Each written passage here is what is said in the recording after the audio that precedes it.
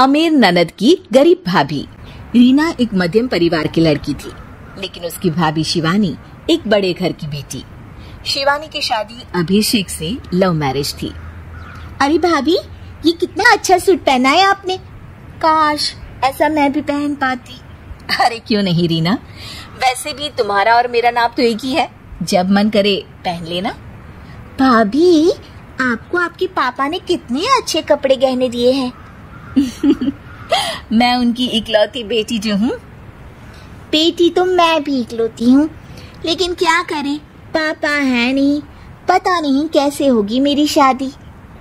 तभी वहाँ शिवानी की सास आ जाती है। अरे क्यों नहीं करेगा भाई तेरी शादी धूमधाम से, आखिर जिम्मेदारी है तो उसकी। और वो दिन भी आ जाता है जब रीना की शादी तय हो जाती है। अभिषेक, क्या हुआ? आप इतने परेशान तो कभी नहीं दिखे। कोई बात है तो बताइए मुझे। अरे शिवानी, वैसे तो शादी का सारा इंतजाम हो गया है, लेकिन गहनों का रेट तो आसमान छू रहा है। कैसे क्या करूं, कुछ समझ में ही नहीं आ रहा। थोड़ी देर में शिवानी अपने पूरे गहने अभिषेक के सामने रख देती है। ये लीजिए, गहनों का इंतजाम भी हो गया। अरे नहीं नहीं शिवानी, मैं ये गहने किसी हालत में भी नहीं ले सकता। ये तुम्हारे पिता ने तुम्हें दिया था और तुम हो कि। तभी वहाँ सास आ जाती है। अरे तो क्या हुआ, इसकी तो हो गई ना शादी, अब किसे दिखाने हैं इसने गहने। सास गहनों का डिब्बा शिवानी के हाथ से लेकर वहाँ से चली जाती है। रीना की शादी धूमधाम से होती है और अब वो बड़े घर की बहू बन जाती है। वहीं रीना की शादी के बाद शिवानी और अभिषेक उसकी शादी के कर्जों से डूब जाते हैं। मैं सोच रही हूँ नौकरी करनी शुरू कर दूं, वैसे भी पढ़ी लिखी हूँ, आपकी थोड़ी मदद भी हो जाएगी। वैसे शिवानी कुछ दिन कर लो तो अच्छा ही होगा, क्योंकि जरूरत भी है।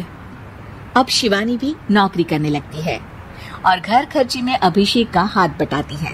एक दिन शिवानी, रीना का फोन आया था, कह रही थी कि आने वाले त्योहार में उसके ससुराल जाना है। ठीक है माँ।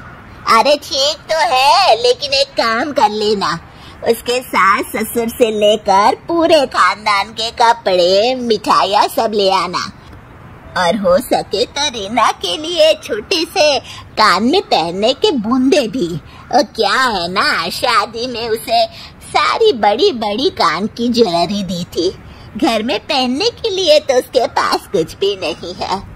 शिवानी सोच में पड़ जाती है कि वो क्या करे, क्योंकि कर्जों और घर के खर्चों के बाद तो पैसे बचते ही नहीं थे। शिवानी फिर अपने पिता को फोन करती है और उनसे पैसे मांगती है।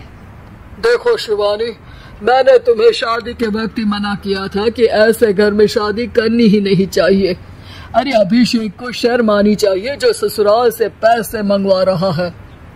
शिवानी को पिता की बात पर गुस्सा आ जाता है। आप मेरे पिताजी हैं और मैं परेशान थी, इसलिए आपसे मदद की उम्मीद की पापा। अभिषेक को तो पता भी नहीं है कि मैंने आपसे पैसे मांगे हैं। शिवानी सोचती है कि वो अभिषेक से बात करे, लेकिन फिर उसे लगता है कि वो टेंशन ले लेगा।